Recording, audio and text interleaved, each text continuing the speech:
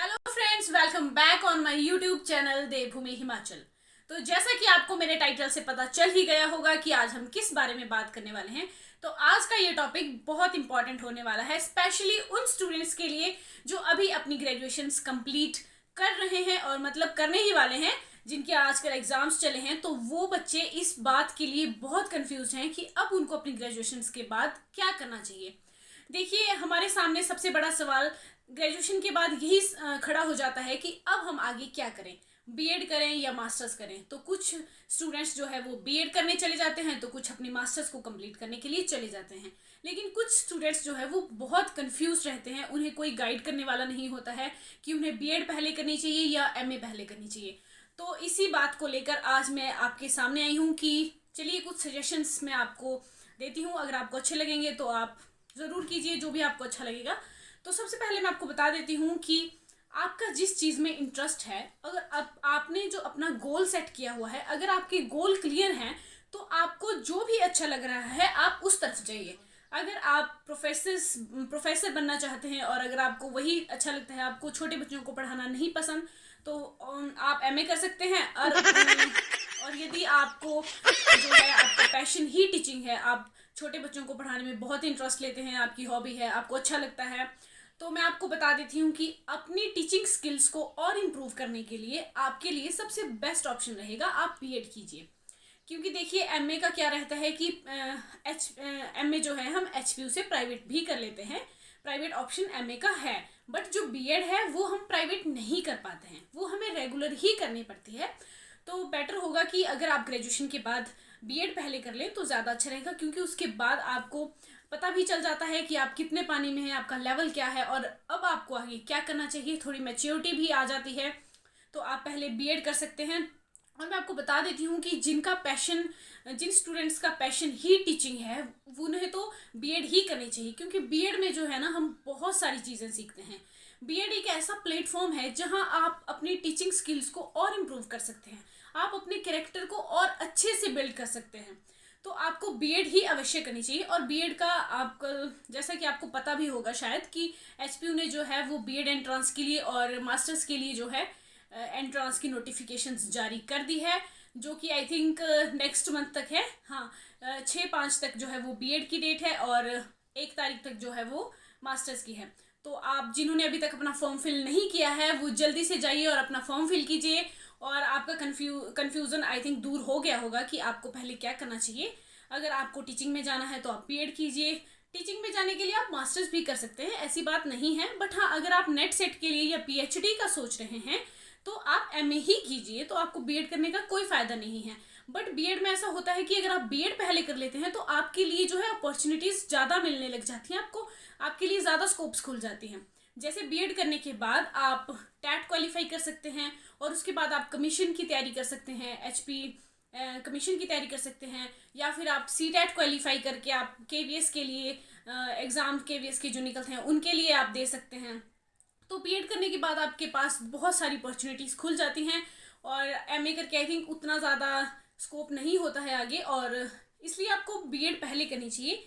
देखिए, बीएड का ऐसा होता है ना कि आपको हर एक चीज़ जो है वो बारीकी से सिखाई जाती है, आपकी एक तरह से ट्रेनिंग है, वो आपको ट्रेन किया जाता है कि टीचर, उसमें आप साइकोलॉजी भी पढ़ते हैं, बाकी सब्जेक्ट्स भी पढ़ते हैं। साइकोलॉजी जो है वो आपको एक बच्चे की साइकोलॉजी को समझने के लिए बहुत इंपॉर्टेंट है।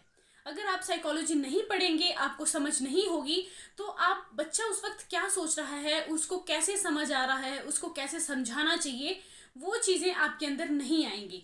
तो साइकोलॉजी बहुत ज़रूरी है। और मास्टर्स में ये सारी चीज़ें कोई नहीं सिखाता है, ये सारी चीज़ें बीएड में ही होती हैं। तो मैं आपको बता देती हूँ कि बीएड के जो है गवर्नमेंट जो सीट्स हैं वो 350 सीट्स हैं टोटल। उसमें से जो 100 सीट्स हैं वो एचपी यूनिवर्सिटी में है और जो 250 सीट्स हैं वो धर्मशाला कॉलेज में है। धर्मशाला कॉलेज जो है वो एकमात्र गवर्नमेंट कॉलेज है हिमाचल में। बाकी जो है आपको 72+ जो है बीएड कॉलेजेस मिल जाएंगे, प्राइवेट कॉलेजेस भी मिल जाएंगे।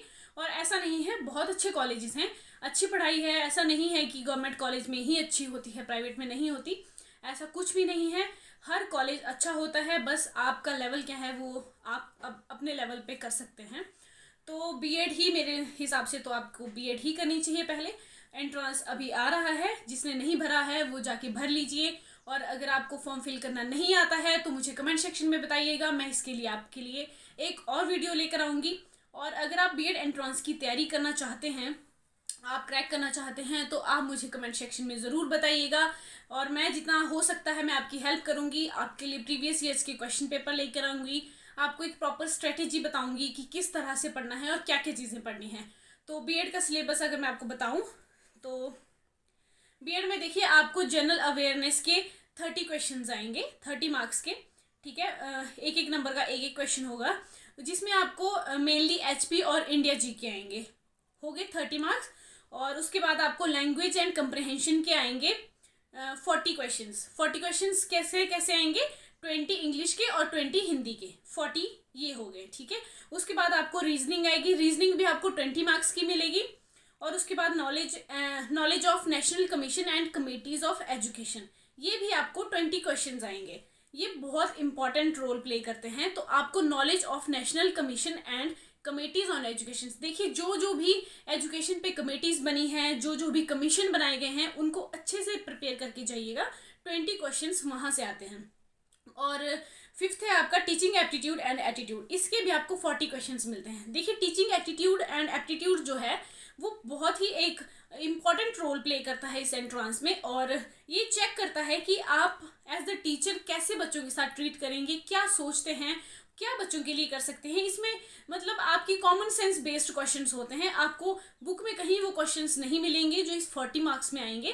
तो ठीक है, 40 मार्क्स ये, और 40 जो आपके नॉलेज ऑफ नेशनल कमीशन है, ये 20 क्वेश्चंस होंगे, और 40 जो है वो टीचिंग एटीट्यूड एंड एप्टीट्यूड के होंगे। ये 60 हो गए, 20 की रीजनिंग हो गई, और 40 मार्क्स के आपके लैंग्वेजेस हो गई, हिंदी एंड इंग्लिश, और 30 के जो है आपके एचपी और इंडिया की जीके हो गई। तो ये हैं आपका 150 क्वेश्चंस एंड 150 मार्क्स के रहेंगे आपके ये क्वेश्चंस। तो मैं आपको बता देती हूँ कि 150 मार्क्स का आपका पेपर रहेगा, 150 ही क्वेश्चंस आएंगे। और ऐसा नहीं है कि बहुत डीपली क्वेश्चंस पूछे जाते हैं, मतलब बहुत ही अच्छे क्वेश्चंस होते हैं, बहुत जनरल अवेयरनेस के क्वेश्चन होते हैं, बहुत कॉमन जैसे क्वेश्चंस होते हैं, आप इजीली कर सकते हैं। और अगर मैं आपको बता दूं कि मेरिट कितनी जाती है, कट ऑफ कितनी रहती है, तो देखिए अब पेपर के लेवल पे डिपेंड करता है कि कितनी हाईएस्ट जाएगी और कितनी कट ऑफ रहेगी। पर हाँ, अगर मैं अपनी बारे में बताऊं तो मेरी बारी में जो कट ऑफ है वो आई थिंक 93 पे गई थी, तो मेरा तो हो गया था। बाकी वो तो लेवल पे डिपेंड करता है। इस बार अगर अच्छे लेवल का पेपर होगा और अच्छे बच्चे मतलब बच्चों ने अच्छी प्रिपरेशन की होगी तो ऑब्वियसली हाई भी जा सकती है और इससे भी लो जा सकती है, लेकिन आप इजीली इस पेपर को क्रैक कर सकते हैं। ट्रस्ट मी, आप थोड़ा पढ़िए, आपके पास 1-1.5 महीना बचता है, आप अच्छे से तैयारी कीजिए, सिलेबस के अकॉर्डिंग तैयारी कीजिए। हर कुछ मत पढ़िए कि बस आपने बुक पकड़ ली है और आप पढ़ते जा रहे हैं, ये मत कीजिए। सिलेबस को देखिए, ठीक है, और सिलेबस के अकॉर्डिंग ही तैयारी कीजिए और पेपर जो है आपका इजीली हो जाएगा। और मास्टर्स के लिए अगर मैं मास्टर्स के एंट्रेंस के सिलेबस की बात करूं तो उसमें जो है आपका एचपीजीके तो आता ही आता है, और अगर नहीं भी आता है तो भी आपको एचपीजीके की नॉलेज तो होनी चाहिए अगर आप हिमाचल से हैं। और बाकी जो एमए के एंट्रेंस में आता है वो आई थिंक जो आपने ग्रेजुएशन में से पढ़ा है, जो भी सिलेबस पढ़ा है, जिस भी सब्जेक्ट पे पढ़ा है। देखिए अगर आप इंग्लिश में करना चाहते हैं तो आपकी इंग्लिश पे अच्छी कमांड होनी चाहिए, और इंग्लिश में से ही आपको आगे क्वेश्चंस पूछे जाएंगे एंट्रेंस के लिए। बाकी थोड़े बहुत जीके वगैरह के हो सकते हैं, बट मुझे तो ऐसा लगता है कि सिलेबस में से ही सारा आता है जो आपने ग्रेजुएशन में पढ़ा है। हाँ, बीएड का थोड़ा अलग है, उसमें आपको एजुकेशनल कमेटीज कमीशन मिलेंगे, लैंग्वेजेस मिलेंगी, और टीचिंग एटीट्यूड एप्टीट्यूड मिलेगा, और जीके का पार्ट मिलेगा। 150 का आपका पूरा पेपर रहेगा। तो अगर आप कोई भी एंट्रेंस देना चाहते हैं या आपको किसी भी प्रकार की कोई भी हेल्प की ज़रूरत है, प्लीज़ मुझे कमेंट सेक्शन में ज़रूर बताइएगा। मैं आपकी हर क्वेरी को पूरी करूँगी और आपके लिए और भी बहुत सारी वीडियोस लेकर आऊँगी। तो इसके अलावा अगर आपका कोई कन्फ्यूज़न हो तो मुझे बता दीजिएगा। तो आज का बस यही टॉपिक था कि बीएड का पहले करें या मास्टर्स पहले करें। तो आई थिंक अब आपको क्लियर हो गया होगा। तो ठीक है, मिलते हैं अगली वीडियो में।